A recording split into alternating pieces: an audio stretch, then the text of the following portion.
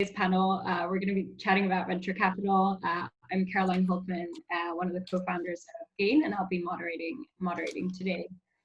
And as I think most of you know, today's talk is really part of our 5-week summer program, which we've been doing for the past few weeks, where we're hosting talks with industry professionals to really dig into how it's like to work in different parts of the investing world.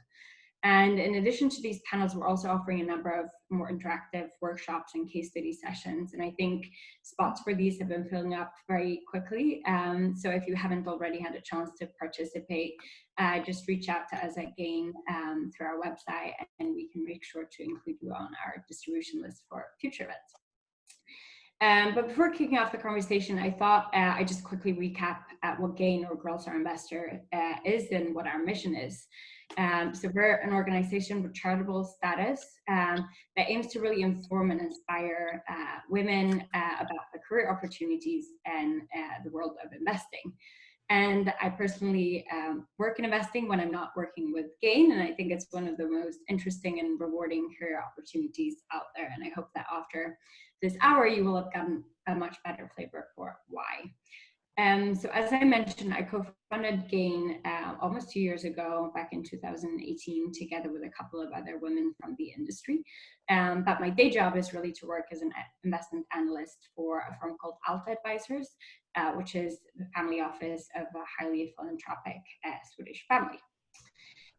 And as you hopefully could hear from the pre-chat, I'm very excited about today's discussion for a number of reasons. I think VC is an incredibly interesting part of the world of investing, where you're constantly surrounded by very entrepreneurial people, the latest trends, of course, and you really have the opportunity to work with and coach and build businesses from the very, very start.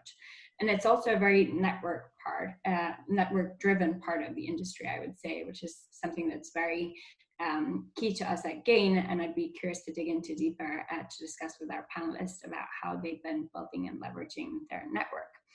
I'm of course also very excited because we have 3 very talented panelists on the line today, and I'll hand it over to them very shortly for them to introduce themselves. But before I do that, I thought maybe it's worthwhile just setting the scene for what we're intending to discuss this coming hour. And my key aim for today is really to break through all the misconceptions and the jargon about what it's like working in investing, and really talk about what it's like to be an investor, what you do on a day-to-day basis, how do you get there. So we'll kind of divide it into 3 parts. Firstly, as I said, we'll talk about the backgrounds of the panelists, how they got into investing. There are many, many paths to get into investing, and I really want to stress that and bring that out in the conversation. And then we'll dig a bit deeper into venture capital investing specifically, and talk about what you do and what types of characteristics you need to succeed as a VC investor. And then finally, I wanted to finish up with a few tips and tricks that might be helpful for the audience as you're hopefully applying to the industry very shortly. I should also stress, I think one of you have already kindly used the Q&A function to let us know that we're not on mute. But I wanted to stress to all of you that please feel free to ask questions throughout, not just at the very end. We want to make this as interactive as possible. So please chip in with questions, and I'll try to do my best to incorporate them as we go along. So enough speaking from my end, I'll hand it over to the panelists to introduce themselves. So maybe I'll kick off with Caddy at Downing Ventures to just introduce yourself, what Downing does, and how you got into where you are today. Sure. So I joined Downing in March 2018, so I've been doing this just over 2 years. I started my career at Bloomberg, where I worked for 4.5 years and had the great fortune of, by sheer luck, falling into a team that ended up doing a bunch of really cool things. It was called Bloomberg Ventures, which actually wasn't its venture capital team, but instead a team that would probably in any other corporation be called the innovation department, but we just called ourselves Bloomberg Ventures because it sounded cooler. And my team's job was to find new products to build for Bloomberg to extend into the education vertical. So in the 4.5 years that I was there, we built 2 products. One failed, And I think the other one has just been discontinued as well. So it was one hell of a ride, and a really fantastic place to start my career. And then went to business school at Said up in Oxford, and joined Microsoft afterwards. And 6 months into Microsoft, I kind of realized the job was not quite the right fit for me, and then was lucky enough that one of my classmates who worked at Downing said that Downing's recruiting. And that was really my pathway into venture capital. Spent a lot of time teaching myself what does venture capital actually mean? What's the difference between venture capital and private equity? And then was very, very lucky that Downing took a shot on me. So yeah, that's my backstory. And Downing's a London-based venture fund. We invest from seed through to Series B. And we're broadly sector agnostic. So we look at anything from education technology through to enterprise software. We invest in hardware businesses as well as healthcare. So really see a whole bunch in a given day or a given week, which is pretty exciting. And we invest between 500,000 and 5 million per round. That's very exciting. Thank you, Kathy. There are a bunch of things I want to dig deeper on, but maybe I invite Anu first to give an introduction to herself, and then Georgia. Sure. I'm Anu Adebajo. I currently work for British Patient Capital, BPC for short, and we are the commercial subsidiary of the UK Government's Development Bank. That's a lot of things I've said in one sentence there. Basically, what we do is we're an LP investor. So that just means that we invest into venture capital funds. We're probably unusual in that as an LP, we're solely investing into venture. Many LPs do invest in a wider range of assets, but we focus solely on venture. So I'm an investment manager there, and I'll come on to more about my day-to-day later. So I've been there for about maybe 3.5 years, and before that I spent 4.5 years on the other side of the table, so in a fund that was also under the banner of British Business Bank, and that invested into companies directly. So kind of altogether I've been investing in some way or other for about 8 years now, coming up to 8 years this year. That's great. Thank you, Anu. Hi, everyone. So I am Georgia, and I am relatively new to venture, so kind of not too far off from where you guys probably are now, and you're already ahead of where I was at your stage, because I didn't know I wanted to do investing yet when I was still in school. But I'm Canadian. As you can tell, I don't have an accent. So I'm Canadian. I went to business school in Canada for my undergraduate degree. I then moved on to New York, where I worked at Centerview Partners doing investment banking for 3 years, and then kind of faced the traditional question of what to do next after that, and really wanted to, one, move to London, and then two, work a lot more hand in hand with companies than what I was doing in a more advisory role. So that's kind of how I came across venture, but I did the same as Kathy, where I had to kind of learn what venture is before I walked into the doors and understand all of those elements. So I did that, and luckily was able to secure a position at Balderton Capital, which I started in the fall of 2019. So I've been here kind of just under a year now. Balderton, for background, is a very active, traditionally Series A investor here in Europe, London-based, spun out of a SF firm who came to Europe and created their European office, which then spun out as Balderton alone.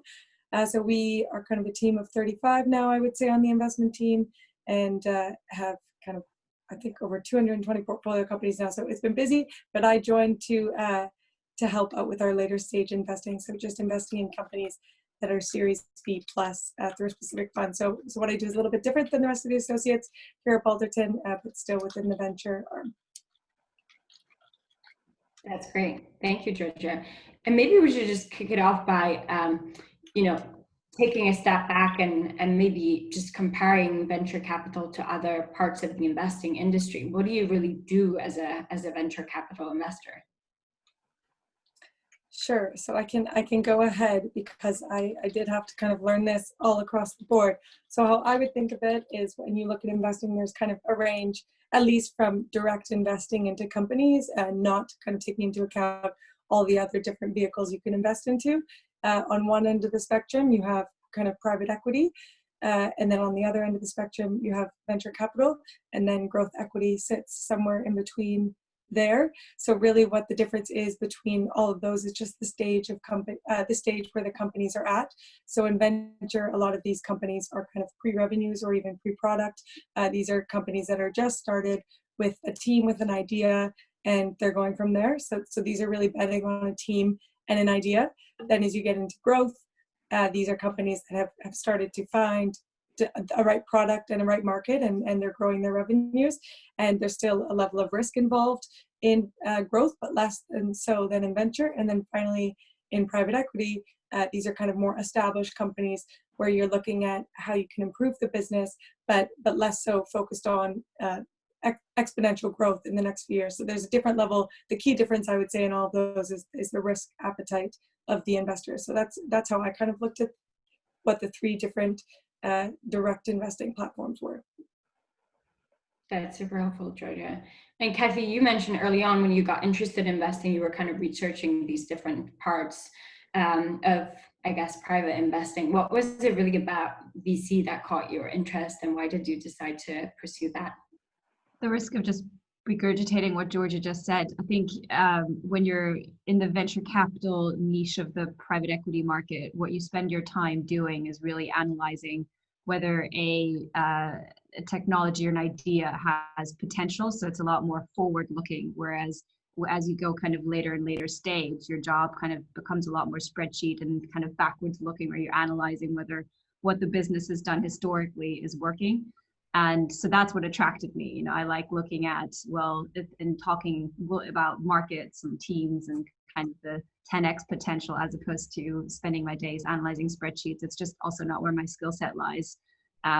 So that's my very simplified way of looking at things. One's a bit more backwards looking and analytical in terms of historic performance, and the other one is very much, because there's not that much data to go off of. You look a lot more at market structures and potentials and the team and the quality of the team and things like that.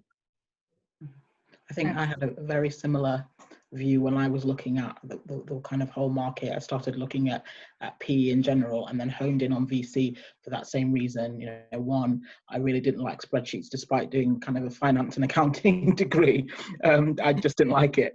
But also, actually, I wanted the opportunity to really be more hands-on with the people, you know, in the firms, rather than more hands-on with the kind of operations and the kind of and those kind of things. I think being able to really be in close contact and have more direct impact with people was something that I wanted to be able to do, and I felt that I could do that easier in venture, and it suited my skill set better than being in PE.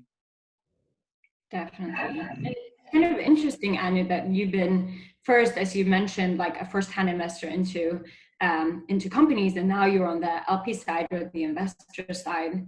How do you kind of compare and contrast those two different roles? Yeah, I mean, in some ways they're very, very similar. You know, when I think about the things that I'm looking at, it's the same in terms of, you know, I'm still assessing teams, I'm still assessing strategies, you know, I'm still looking at all those kind of things, but it's just, you know, at the next level, not the companies anymore. I'm looking at the GPs, the investors. But obviously there are differences. You know, you're not working directly on the company, so you're not necessarily getting that the kind of immediate feedback as to kind of how the companies are doing. You know, you don't always have access to the underlying, you know, company in that way. Although, as I said, we do. Actually, I don't think I said it. We do co-invest as well. So we invest alongside our fund managers into their company. So we do get some of that there. And obviously, you keep yourself aware of what's going on in the portfolio.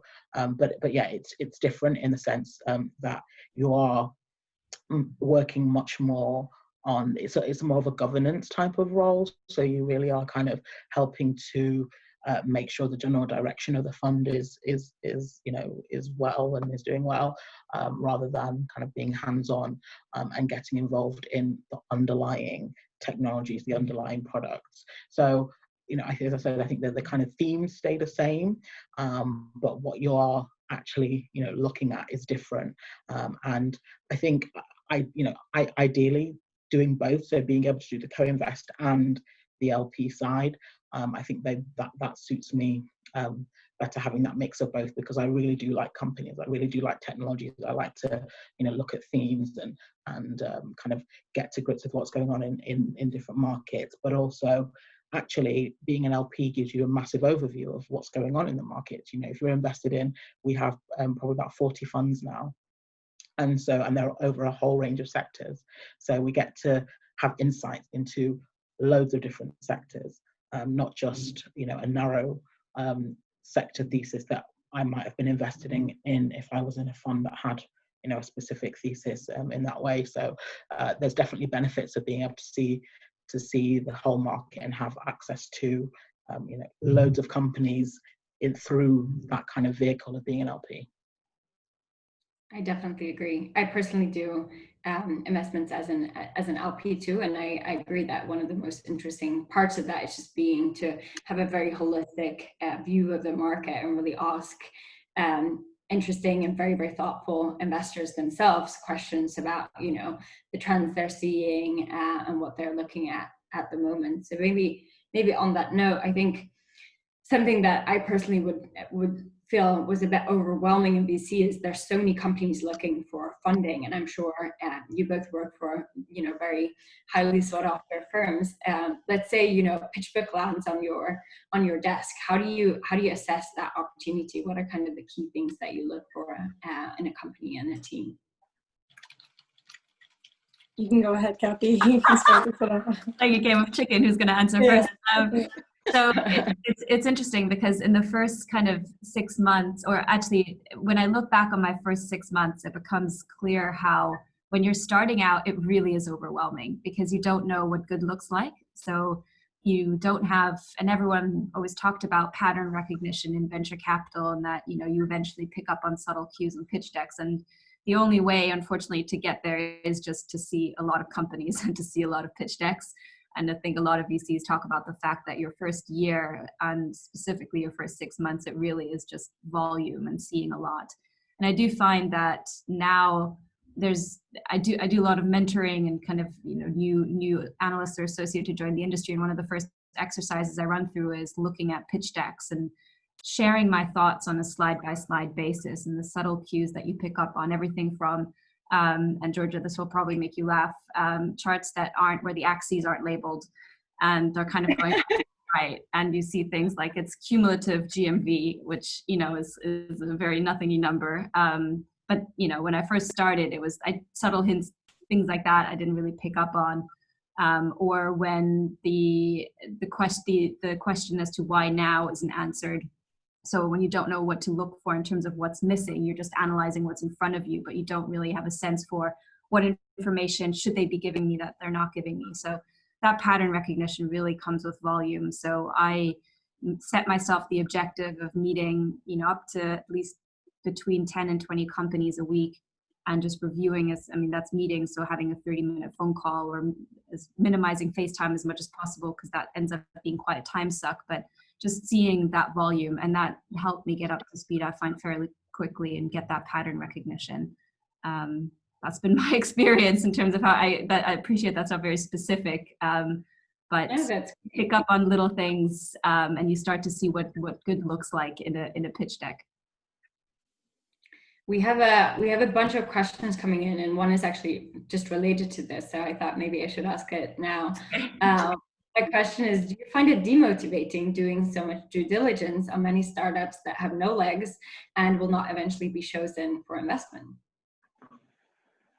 I would say that it doesn't end up being demotivating. One thing I love about venture as a whole is it's very inspiring to see any founder kind of come through with their idea and their product and what they kind of the problem they aim to solve. So a lot of the time we see companies that aren't a good venture investment, but they're a super interesting business and a super interesting team. And it's people, I think, that go into venture love to learn, and kind of that's part of the appeal of venture, that every day is different. So although it can be not demotivating, but although it can be can feel like a waste of time, you've done a ton of research on a company and you ultimately decide to pass, in each of those research projects and in each of those deep dives, in each of those conversations, you're learning that much more. And then it kind of also can trigger something else you might think is interesting and find a different industry you want to pivot to. So I wouldn't say that. I would say yes, there is a lot of work that goes into sometimes that doesn't turn into an investment. But I like to think of it as, well, we'd rather do the work and it not turn into investment than just not do the work at all. So you kind of have to do it either way if it's a yes or no. But each time you do that, you're learning about new industries and new spaces. So ultimately, it ends up being just a great learning experience.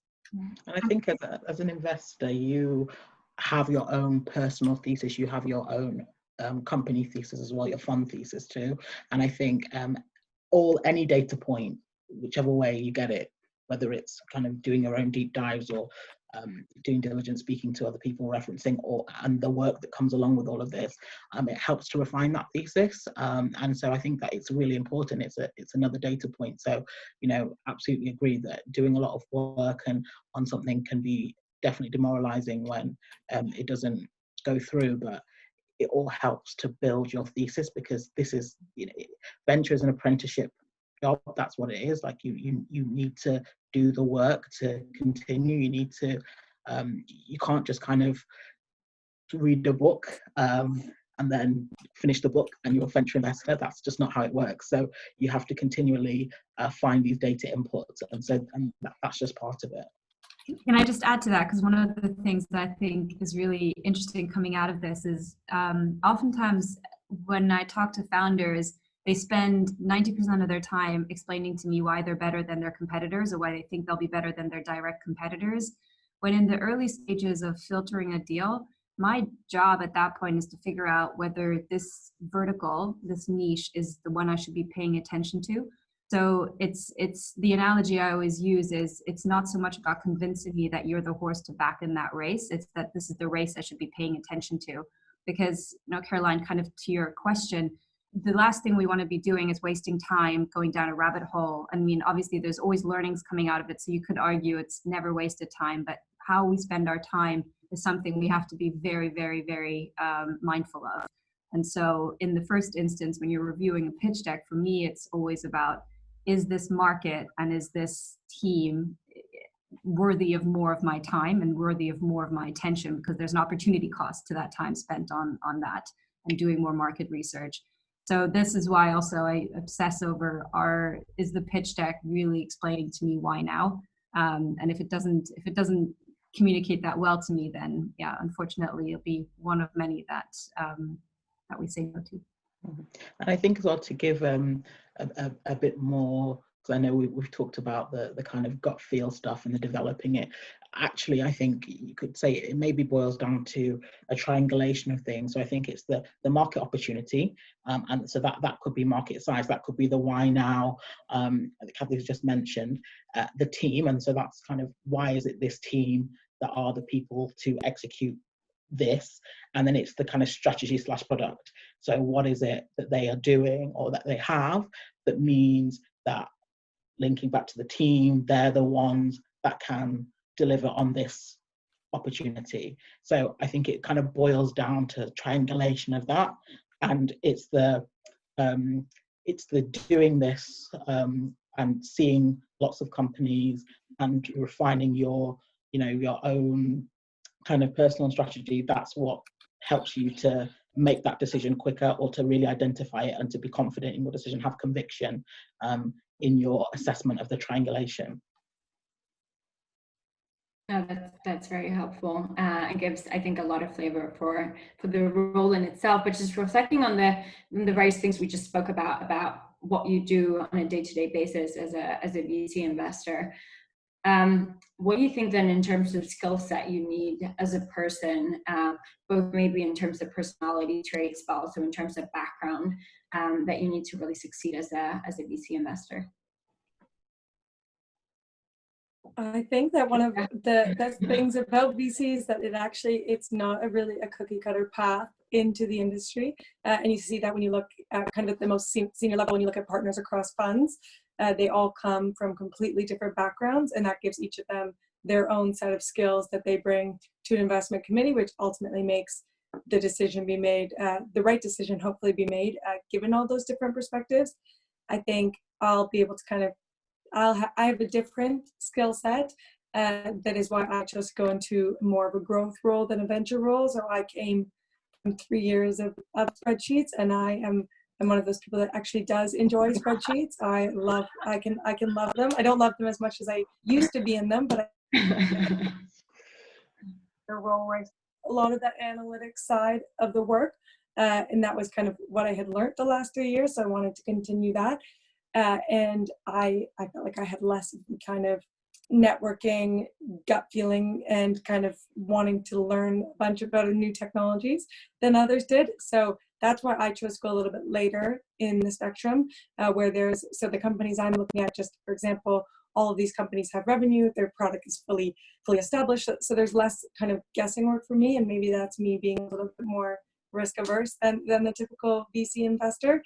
So that's where my skill set comes in. But now when we are in the process of interviewing people, you see that not only the people we'll be interviewing all across the board, but they come from all different skill sets.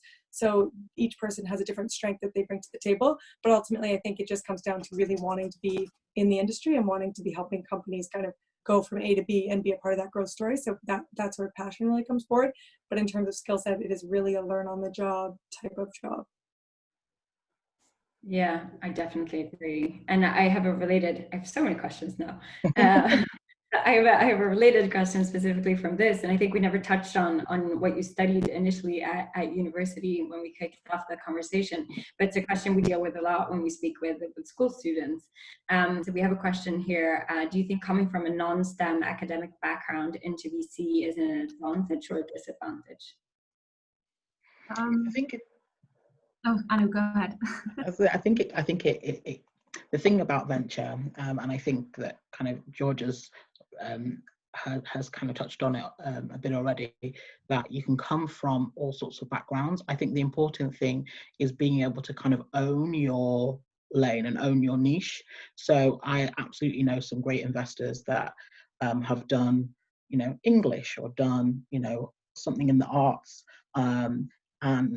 and equally others who have done, economics or have done some sort of science. It very much depends, but it's about then transitioning your skill set, your background into your own lane. So, it might be that you have done an art subject, and actually there's some skills that you can draw out of that make you that only you can have, basically, that you have over someone who has a more science related degree. So it might be more about the people skills. It might be more about being able to not see things in such a binary way, and being able to have that kind of mindset where you're able to really see a full picture. Similarly, if you have a science background or a medical background, you can even go into funds that are directly related to that and that are, investing solely in those areas. So I think whatever you do, there's space in venture to kind of make your own path and to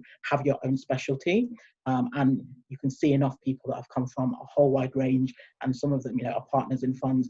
Actually, historically, yes, there were a lot of MBAs, but also there are a lot, and I would say sometimes I wonder if there's less now than there were. It's hard to say, but there are a lot of people who have very unconventional backgrounds who've got into venture and who were senior, and who've started their own venture funds. I think we've gone through a period of time where people tended to look like they had a very similar background and everyone's tended to have the same background. But actually, when you really look at the senior levels, you have people that have come from all over, and there isn't really a conventional path, I think, in venture. Actually, when you look at what really are the backgrounds of people, if you go on the fund website and look at their backgrounds, you probably will be very, very surprised by what you see.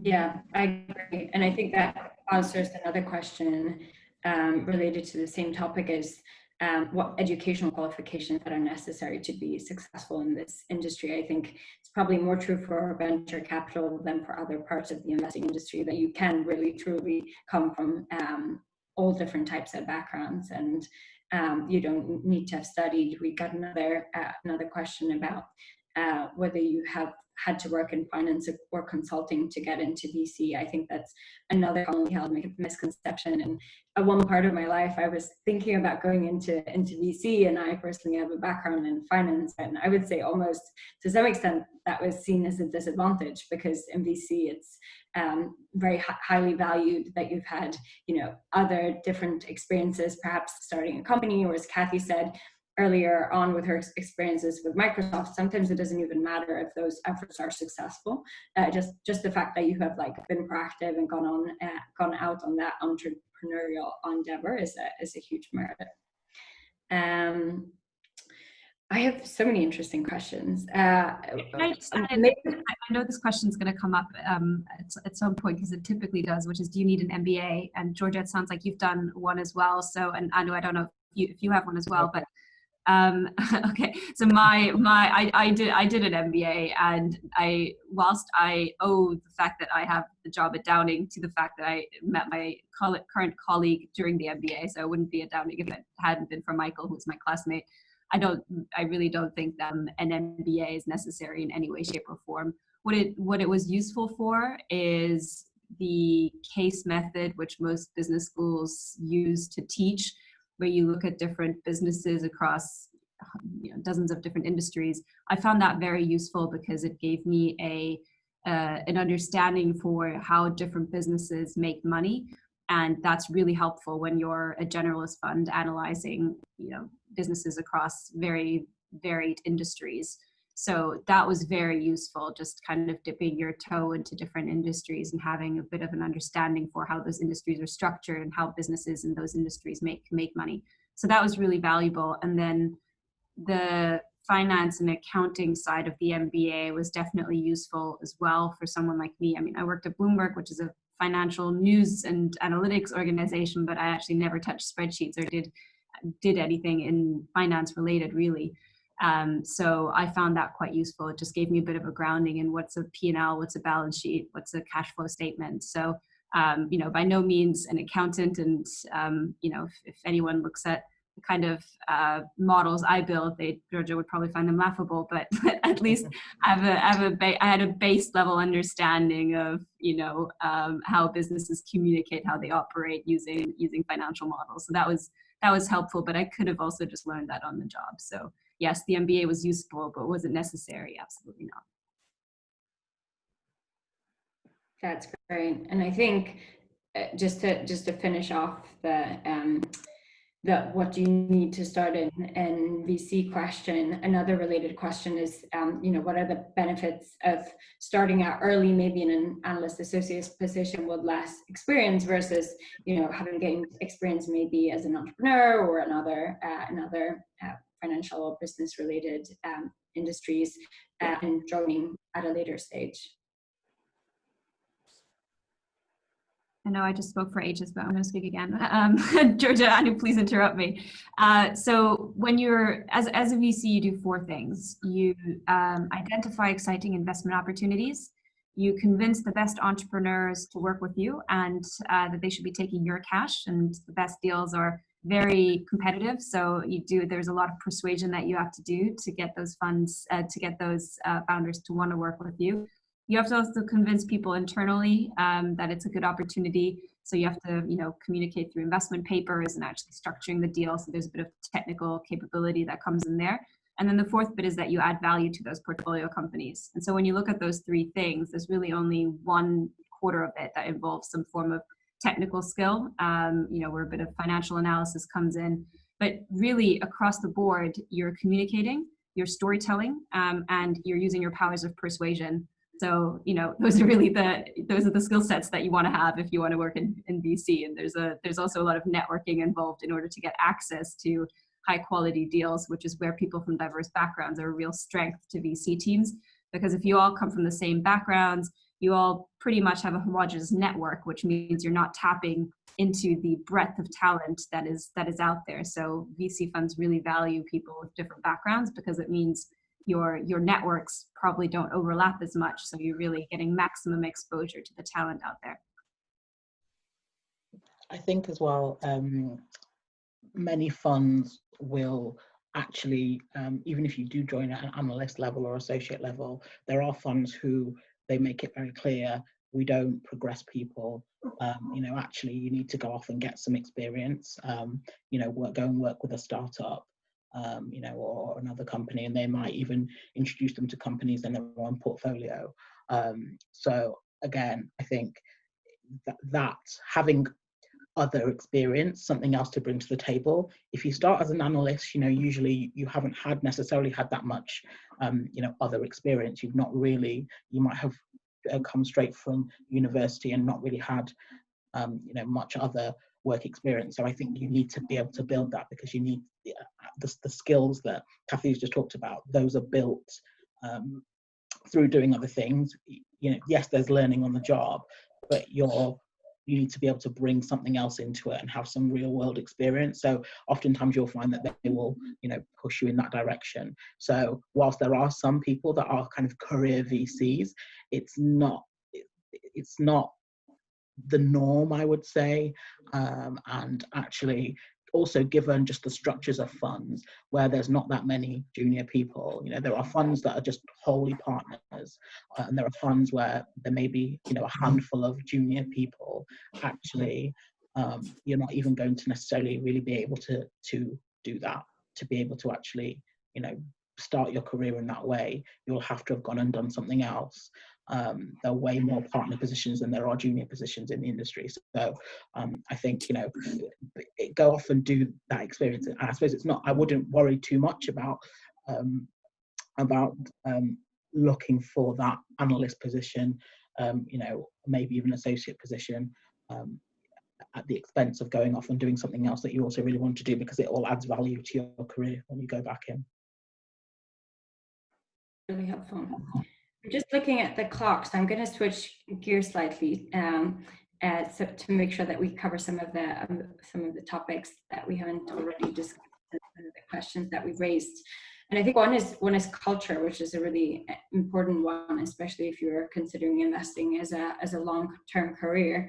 So would one of you just elaborate a bit more about the culture at one of your firms? And then specifically, we also got a question, which I think is quite interesting, about the differences in culture in the VC startup environment in the UK versus over in the US and the Valley.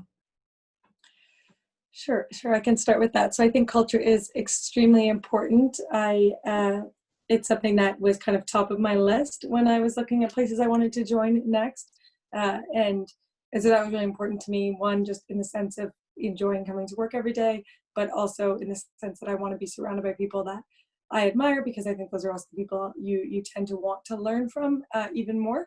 So culture was really important to me. I think when I was looking at VC, some of the advice I was given was to look at firms with a bit of a flat partner structure, which what I mean by that is that there's multiple decision makers at the top instead of one.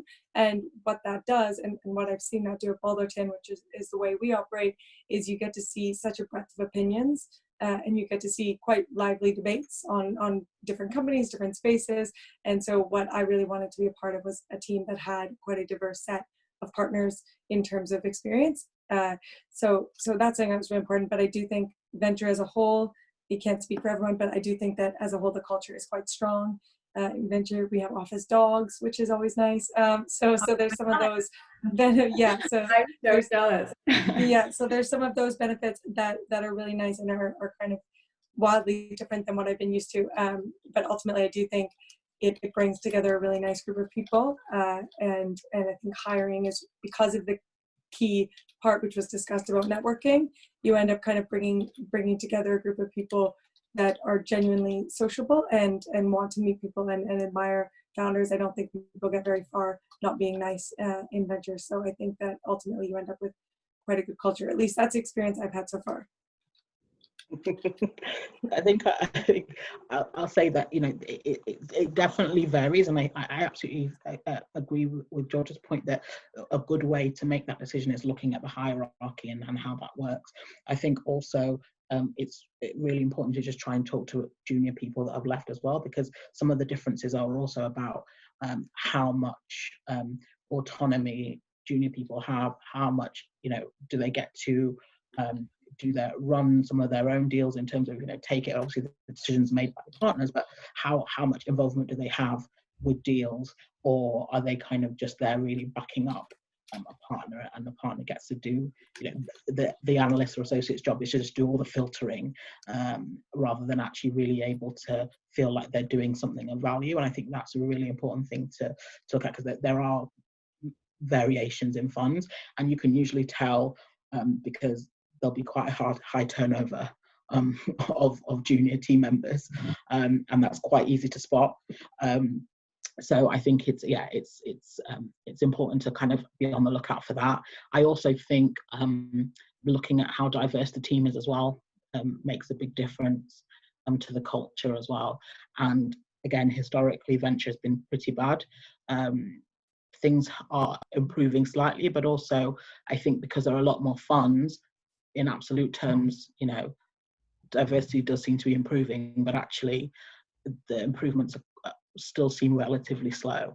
But again, you can see there's definitely a direct read across between the kind of diversity of the team and the culture there. They just tend to be more inclusive, and they tend to have more psychological safety, and you can kind of share more of yourself with and bring more of yourself to work, which is obviously that's the kind of definition of inclusivity. So I think that those are other things to be on the lookout for as well. That's super helpful advice. And then another topic that I wanted to just briefly touch on, and this could be the topic of an entire conversation, and I know Kathy spoke with my colleague about ESG in another panel debate earlier this summer. So if you're keen to learn more about this subject, tune into Gain's website under the news and resources page, and you'll be able to listen to the full replay of that. But we've got a question, which is, how do you incorporate sustainability and ESG into your decision-making process in venture? And I think it's a very important one. So I just wanted to raise it. Yeah, I can kick off on that because it's something that's quite topical at Downing. So we our ethos is that we're wanting to make investing more rewarding, and so we're not a social impact fund. We don't pretend to be, but we absolutely look for businesses that, as much as they want to be profitable and growing healthily, are also having a very positive impact on the environment, society, and so forth. And so when we're making investment decisions, we have an ESG checklist. So we go through and we very much look at ESG as risk management. So if businesses are adhering by certain guidelines, and it'll obviously vary by industry, we think that for our investors, by us making sure that they're adhering to those guidelines, we are actually minimizing risk. So we look at things like governance at the board level. Do they have diversity at the board level? Do they have sufficient industry representation? What's the management structure like? What's their reporting quality? How do they treat their partners and their suppliers? So for some of our consumer businesses that source from countries around the world. So we dig into that as part of our due diligence process and have an extensive checklist. We also, specifically for this, have hired consultants to help us really shape up and make sure we're measuring the right things and educating our portfolio companies as well on the benefits of doing this. And we're not doing this just purely out of the goodness of our heart. We genuinely see this as a way of reducing the risk for our investors and investing in really solid, good businesses. That's super helpful. And as I said, just tune into our news and resources page if you want to listen into the full hour conversation just on this topic. It was very interesting. Another question raised, which I think is a really interesting one, and particularly in VC, where part of your job is also like doing mistakes and learning from mistakes, because the model of VC is very different. You're probably going to back, you're not going to get the numbers right, but 10 companies of which like 5 end up being complete miserable zeros, a couple end up being okay, and you'll have one huge return driver. So what's been some of the biggest mistakes that you've experienced throughout your career, and how have you learned from those?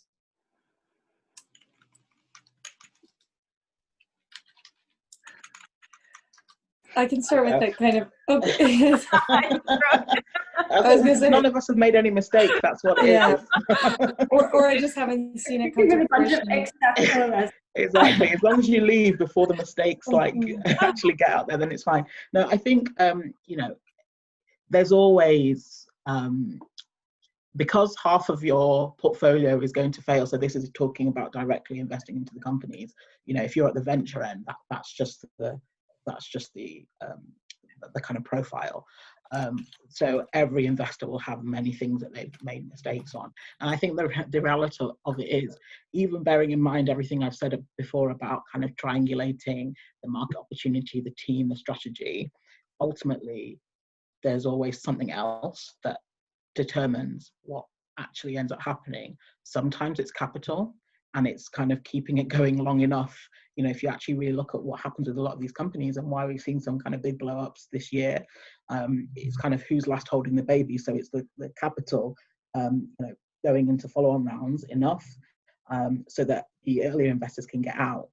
And obviously there's problems when actually, there's no exit opportunity. Whether it's because the public markets, there's stuff going on there, or it turns out the company's overvalued and no private investor wants to pay that price to acquire it. So I think there's mistakes, to pinpoint. So some of the things that I think definitely have happened are more tangible, are things like team. So you might have kind of got it wrong there, and a lot of this is you hope to get to know the founders very well, and but at the same time you're always up against the pressure of time as well, and of competitors too. So there are other people competing to get into this deal if it's a good one, a competitive one, and so as much as you'd want to be able to really spend loads and loads and loads of time seeing the founder in loads of different settings, taking them out for a drink and seeing what they're like after a couple of drinks, as well as in the office when they're presenting to you, you're not always able to do that. So sometimes you do find that they've presented a slightly different picture of themselves than they are in reality, and that can be, I think, actually a bad founder, and especially if they're like CEO, that can be really detrimental to the company. Or actually something happens like COVID and the opportunity just completely changes. You had a thesis on the market in one direction, and actually just things have been flipped on the head in a way that no one could predict. And again, that could be an issue. And I think sometimes it's maybe just misreading what's going on. I remember an investment that we did in a direct, when I worked on the direct investment side, where it was a company that was like a Netflix, but it was targeting kind of Asian movies and the kind of Bollywood movie space. And at that time, I was an analyst. I was a lowly analyst, and it was and so my opinion didn't necessarily count for much, but it was quite clear to me, coming from the background I did and seeing what I'd seen, that actually the uptake of digital for people from a minority background was actually quite low. They still preferred cash over digital payments. So even the process of saying going online, paying for this, but also coupled with the fact that the way that the media is consumed is actually still very much by DVD formats that are very, very cheap, and someone comes over and brings them over by bundle load, but actually it probably wasn't the right time for a system like this. But we still made that decision, and sometimes you call it wrong. I mean, the company didn't work out, which was not a surprise to me. Maybe it was to other people. Sometimes you call it wrong. So there's loads of different things that can go wrong. But as I said, with a venture side, it's expected. It's built into the model. When you get to the growth side, there's less expectation of actual failures, because it's just driven by different drivers of success there, but it's not unexpected, and you just kind of learn to deal with it. Now, obviously, part of that as well is kind of how you do your portfolio construction. So if you put a lot of money into something and it doesn't do well, that can be a problem for your fund.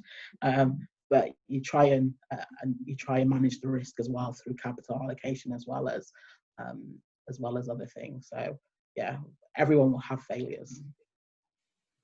Yeah, I think that it's important to know that we kind of as a firm, as I'm sure anyone does, you have partners kind of send out emails who've been doing this for 30 years saying, I was wrong about this, it's a miss. And so they're people, no matter what their skill set are, people just will get it wrong. And that's totally fair. And so I think that it's exactly that in venture. People just kind of expect that you're not going to get, if it was the case that everyone got it, then there'd just be one firm doing it all right. But that's the point of having a bunch of different firms. Different people see different perspectives and opportunities where others don't. So I think exactly that. It's expected. So it's better. It's almost nicer because you don't have to beat yourself up about missing one thing, because there's no way you can get it all. So it's just part of the business. I think the reverse happens as well. There's a lot of people who talk about their anti-portfolio, so they talk about kind of the companies that they said no to that they wish they hadn't, and that they, and you know, that have gone on to do very well. So you hear the stories of, well, we saw Uber right at the beginning, or we saw Facebook right at the beginning, or we saw whatever right at the beginning, and we didn't invest in it. That also happens a lot. Every investor has that list of companies that they saw, which they passed on and have ended up being successes. So it works both ways. Although it's funny how obviously, you know, a bunch of VCs will have said, oh, we were, you know, one of the first investors in WeWork, and now they're kind of quietly disassociating themselves. Absolutely. Some of, you know, I think that what's taken me a while to realize, obviously there's businesses that get a lot of hype, and then, you know, once they're kind of the fallen angels, then you're like, well, you know, we passed on it anyways, and the kind of narrative flips quite quickly. So that happens as well. But you know, to echo what Georgia said, I guess what's interesting is that the feedback loops in VC are so long that, you know, ask me again in 8 years and I'll tell you if I'm any good at this job, because it just takes a while. And, you know, businesses can be flying through to Series B, and then something unforeseen happens, the founders fall out, or a competitor comes along and just raises 10 times as much and undercuts them on price. So, and then, you know, they fall. So anything can happen. So, you know, we're quite cautious of when we're looking at businesses and calling them success, you know, until there's an exit or an IPO, you know, don't count your chickens. Thanks, Kathy. No, I definitely sympathize with how you portray investments. I see that on the LP side a lot, and the WeWork story is quite funny. I want to spend the last few minutes just talking about advice. Obviously, the target audience on this call is particularly university students. So I want to ask you all, you know, what advice you would have given to your young self when you were studying, about how to best enter the industry, and recommended just actions, resources, what you can do to learn more about the industry, connect with people, and hopefully one day end up in it. I'll go. I think, yeah, go ahead. So I was like, I'll go now so that we don't have to wait, and then you're also ready. So I think the advice I would have given myself is just that the path is not straight. There's just not one set path, and sometimes you'll have to create parts of the path yourself. And I didn't really touch on my journey, but kind of, you know, when I was at university, that's when I knew I wanted to be in this world. I did a corporate finance module, and I chose to do my coursework on private equity. That was it. When I was at uni, it was at the time when AA was in the news for their kind of issues going on in private equity more generally.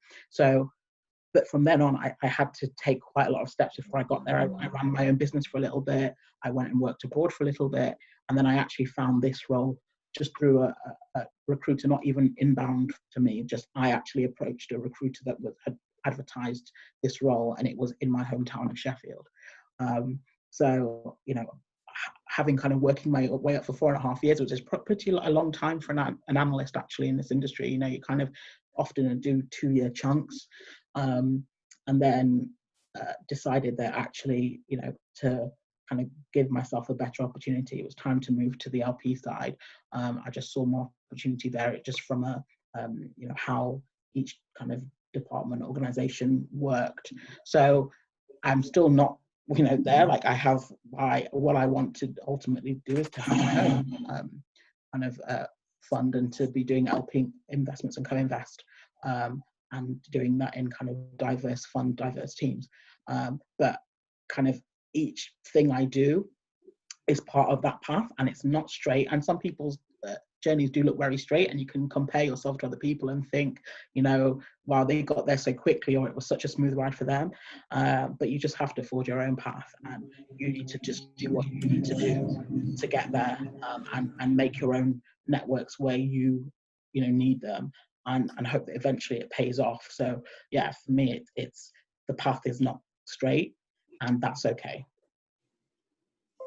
Yeah, what I would add to that, that's a very, very great point. And I think that the kind of what you touched on at the end is what I would say is my best advice is just to network as much as possible. It's, especially venture, it's a super relationship-based business. And it's just not the type of business where there's going to be kind of these mass 30-minute hiring slots and it's going to work like that. It's a lot of kind of people recognizing that there's a role and passing along a name, like Kathy said, how she got into it. And so I think that learning as much as you possibly can is really important. And I think also it's what I probably didn't do at the beginning of my career out of university, but did later on, was really looking at what you yourself want to do and what your skill set falls into. I think it's easy to kind of get caught up in everything of what you think you should be doing or what other people are doing, but really trying to look at what you would excel in, because ultimately that's going to be where you find the best fit.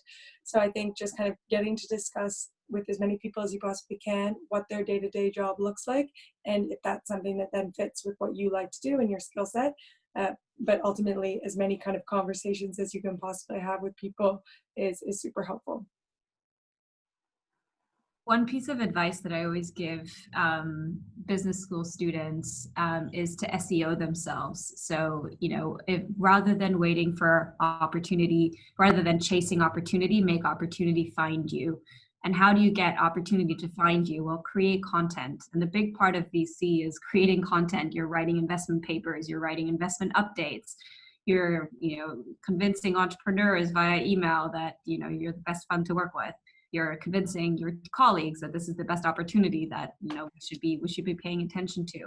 So writing content is a fundamental, and oftentimes also once you've invested in a business, you're talking about why you invested, and you'll see there's a lot of content online from VCs about why we invested in company X. So content creation is a big part of the job, and my advice is if you have something that you're excited about, be it an industry or an emerging trend, a certain sector, a certain job function, what does a chief marketing officer do, or that's the role or you're a head of partnerships somewhere, and you're interviewing people, create content. That's something that really lands well with VCs for the most part, is seeing someone who's articulate, a good writer, can communicate, storytell very, very effectively. So, and creating content, starting a blog, it does, you really do search engine optimize yourself, and you make opportunity find you, as opposed to just going out and hunting for it yourself. That's super helpful. Thanks to all of you. And if you've been listening into today's panel and you're keen to just learn more, are there any books or podcast recommendations that you would like to share with the group? My favorite podcast is one called The Investor Field Guide, or Invest Like the Best, by a host called Patrick O'Shaughnessy. I devour every episode, and he covers, he interviews people from venture capital, but also other investment areas in the investment world. So I really, really recommend that podcast. I think as well. I love it. As Kathy was saying, VCs have put a lot of content out. I think even Twitter is used a lot. So I would go on Twitter. I would, maybe follow us, or just search for VC funds and follow the funds, follow their the partners, and you can start to see the things that they tweet out, because they will be very current and topical and relevant and forward looking. Some of the stuff, not everything is, like, to be honest, some of it is just, there's a lot, but some of it is good stuff. So I think that's always a way to do it as well. And the good thing about that is that you start to build some kind of more personal knowledge. So, if you're ever have an opportunity to meet someone in the industry, you know that, for example, they're really interested in future of work, because they've been tweeting about that a lot. So you already have something to kind of relate to. Or if there's a firm you think you really like, you can see the content that they've been putting out there, what they've been tweeting about, what blog posts they've been writing about, and actually, it helps to kind of get to know them a bit more, and gives you an opportunity to also, feed in. Don't be afraid to actually, if you've come across something really interesting that this person is also talking about this sector, this theme, and you're not sure if they've seen this, you can absolutely, send it to them and say, I know you've been talking about this quite a lot. I found this particular part of this really interesting, and that's a good way to engage conversation and build, a network that way. Show what you're interested in. So I would say that that's a good opportunity if you don't know where to start. Kind of start from Twitter, follow a few people, see what they're putting out there, see who they're retweeting, see who's interacting with them, and kind of build up that way. That's really awesome. Yeah, I can give you more if you've all got time, but so what I think is important from the book side, there's a lot of kind of classic business books that you can read that can be a little bit boring, but they're good to read, so you kind of put the time in. But I also find I really like to read biographies by people that have founded businesses, because I think hearing kind of firsthand successful stories of people who really put their whole lives into a business is quite interesting. So these are businesses like books like Shoe Dog or any of those kind of Alibaba books. They're super interesting and you learn a lot, but it's also a good story. So it's entertaining at the same time. So I would definitely read a few of those. Thanks, all. That's super helpful. I wish we had more time, because I could really go on talking about this forever, but we've gone 5 minutes past 7 p.m. So I'm conscious that we're going to need to wrap up. But I've really enjoyed talking with the three of you. I think the conversation has been really helpful, and I think, or I hope it's been helpful for all of our listeners too. I'm mindful there are a couple of questions that we haven't answered. We received quite a few on how you guys use technology in investing, and also the impact of COVID. But I want to pass those on to the panelists for our upcoming hedge fund panel, because I think they're relevant to those too. So if you're keen to learn more about that specifically, and also about the public side of investing, we have an event coming up on the 28th. So tune into gainuk.org under the events page, and you'll find the sign up details for that. And this really marks the end of our summer program, but we're going to be back shortly with a wealth of new talks and panels, and hopefully more workshops towards the late summer, early spring. So I would either sign up to our newsletter on the website, or follow us on social media. I manage our account together with Vicky. It's called Girls Are Investors. So if you have any questions, or anything you would like to discuss with me, you can just DM me, and we can continue the conversation there. Thanks, everyone. It's been great chatting. I hope you have a lovely evening, and thanks to Kathy, Georgia, and Anu for dialing in too. I really enjoyed meeting you all. Thanks, Caroline. Thanks, everyone. Thank you. Thanks, guys. Thanks. Bye.